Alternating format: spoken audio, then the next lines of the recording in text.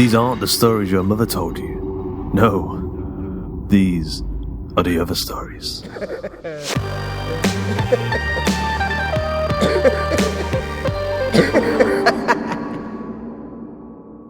Living Statues. Written by Matt Butcher. Narrated by Josh Curran. Julian was so bored that it felt as though his brain had turned to mush and started to dribble out his ears. As school trips went, this one had to be the worst. A university. They travelled from one educational facility only to visit another. It had been a trip that their physics teacher had been incredibly enthusiastic about, however. He'd blathered on about the discovery of gravitational waves and how the scientists working from this university's laboratory department were attempting to harness these waves to create clean, efficient energy.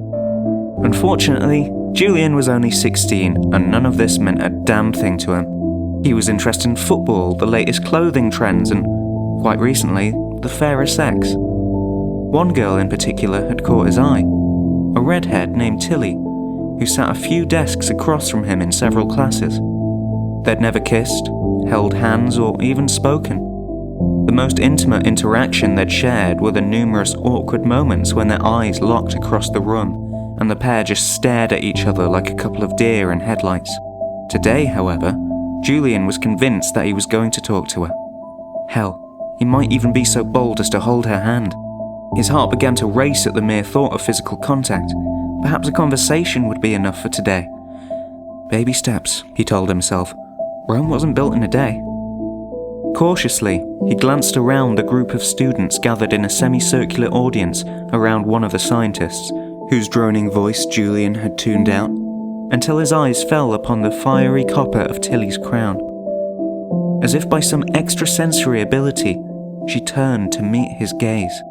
A faint smile crept into the corner of her mouth before she returned her attention to the speaker.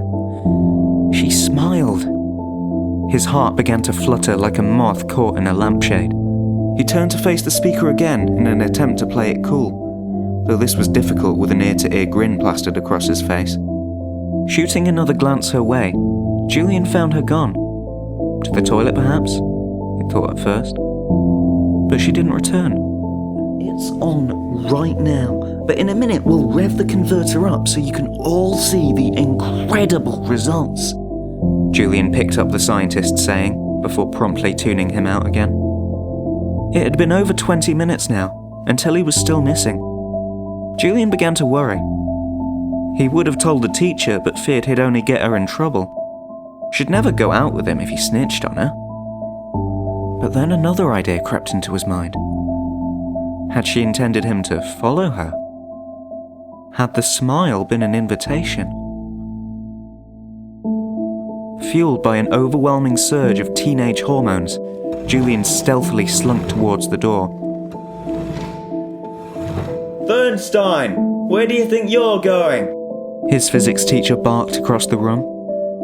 Toilet, he grunted in response. Be quick.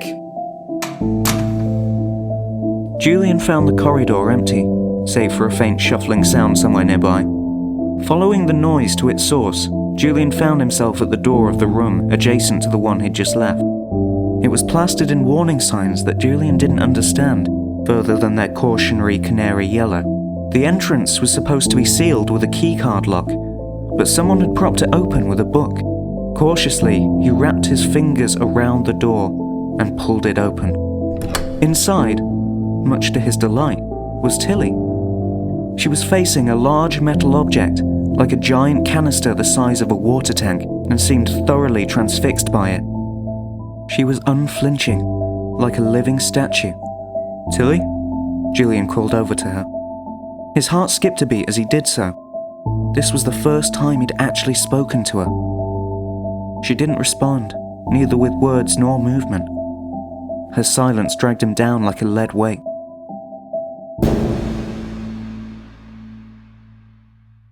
She was ignoring him. He'd misread the smile. I don't think it's safe to be in here. There's warning signs on the door and stuff. Perhaps she'd only think he was there for her safety. He could at least save himself from the public ridicule subsequent to a schoolyard rejection. There was still no response from her. Look, I can't just leave you here. I'll only get into trouble myself, he tried to reason. Seeing that Tilly still hadn't moved, not even a wasp's whisker, Julian finally began to suspect something was amiss. He'd heard of a boy a few years senior to them who had something he'd heard referred to as cataleptic fits. This boy wouldn't collapse and writhe on the floor, as most people would assume when the word fit was thrown about, but instead froze in place. He'd remain entirely stationary for the duration of the fit, and often had no idea that any time had passed at all. Could this be what was happening? Tilly? He spoke softly as he took a few cautious steps towards her. As he neared, she began to move, slowly at first, but soon she jolted up suddenly upon noticing Julian stood directly behind her. Shit! She yelled involuntarily. Sorry, Julian apologized sheepishly. What are you doing walking right behind me? She asked him, viewing him quizzically. Are you alright? Why wouldn't I be? You disappeared, so I went looking for you. I found you spaced out and staring at that thing.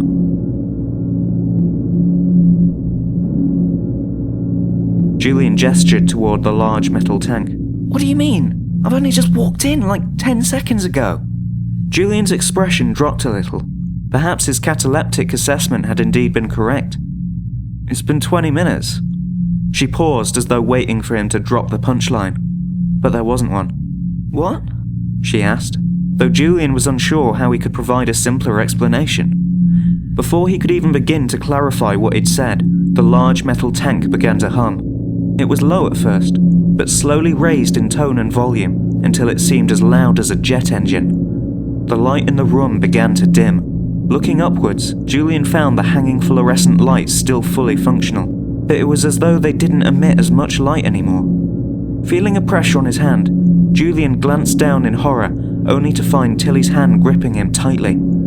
At least I get to hold her hand before I die, he thought to himself. It was a small consolation. Death, however, never came, and as the machine's sound began to lower, the light returned to normal.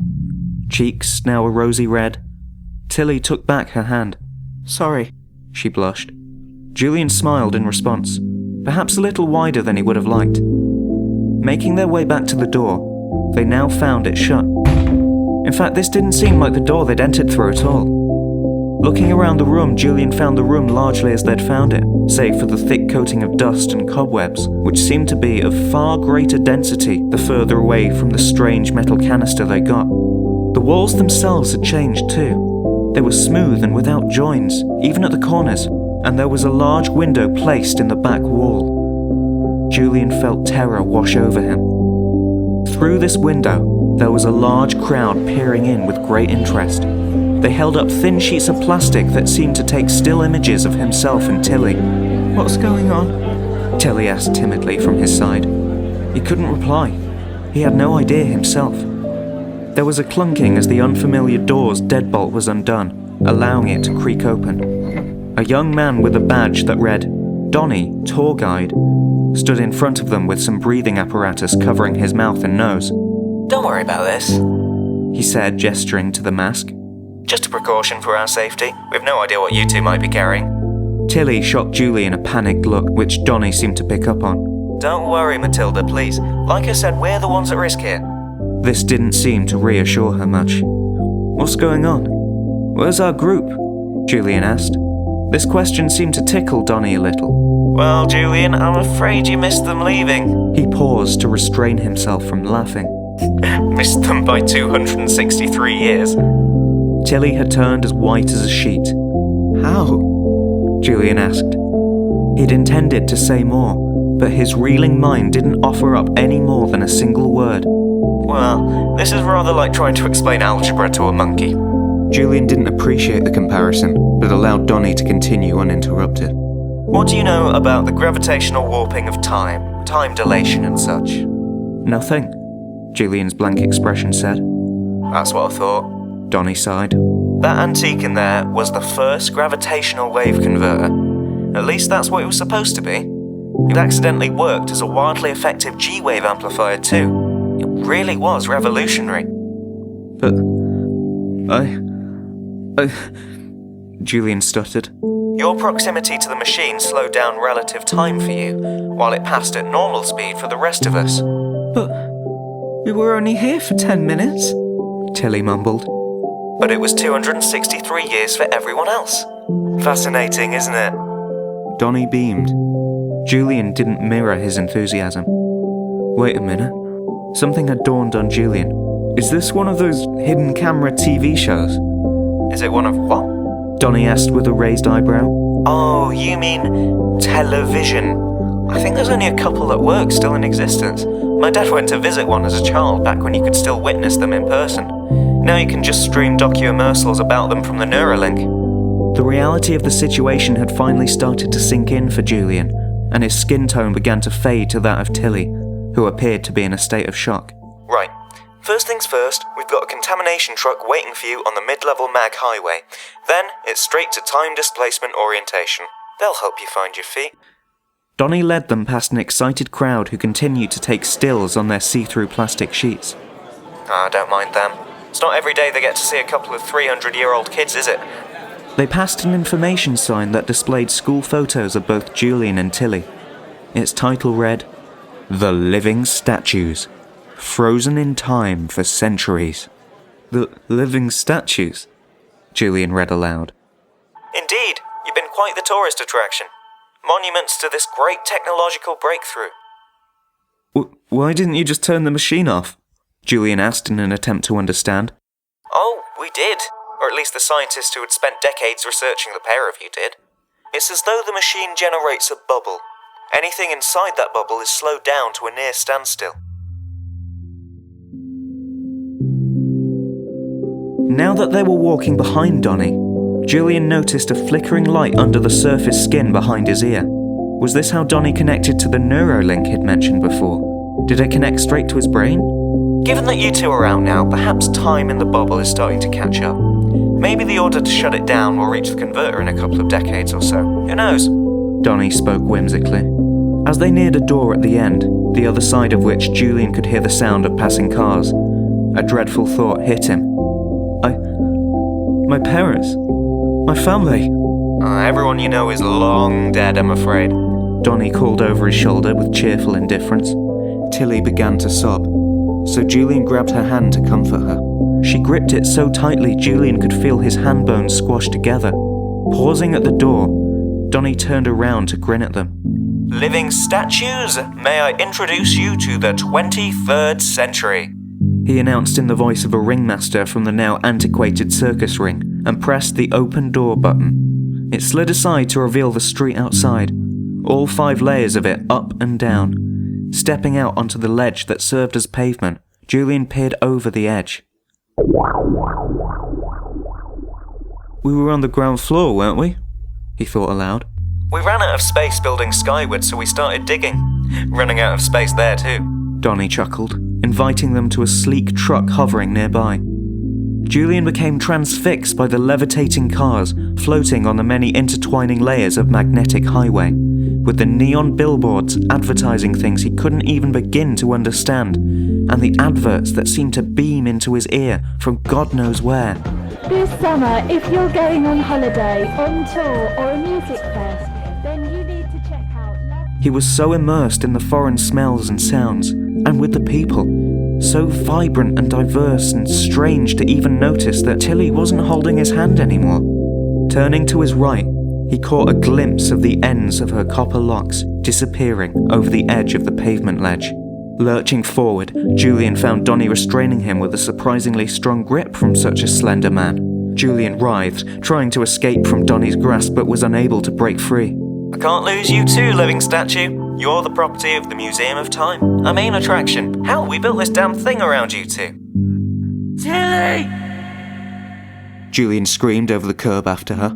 His cry was met with a distant, dull thud and several screams. It's fine.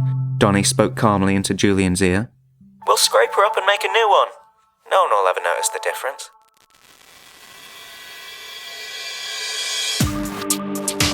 I hope you enjoyed this episode of The Other Stories.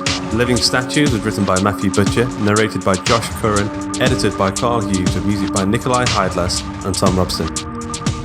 Hawk and Cleaver have a brand new podcast. It's called The Story Studio, and it's where an independent publishing company, us, explore the world of self-publishing, independent art, and the future of storytelling. It's a show for filmmakers, writers, comic book makers, crowdfunders, entrepreneurs, creators, and anyone looking to tell stories in the modern world. And it's out right now. So go search for The Story Studio in your favourite podcast app, or simply go to the show notes and click on the link. Until next time.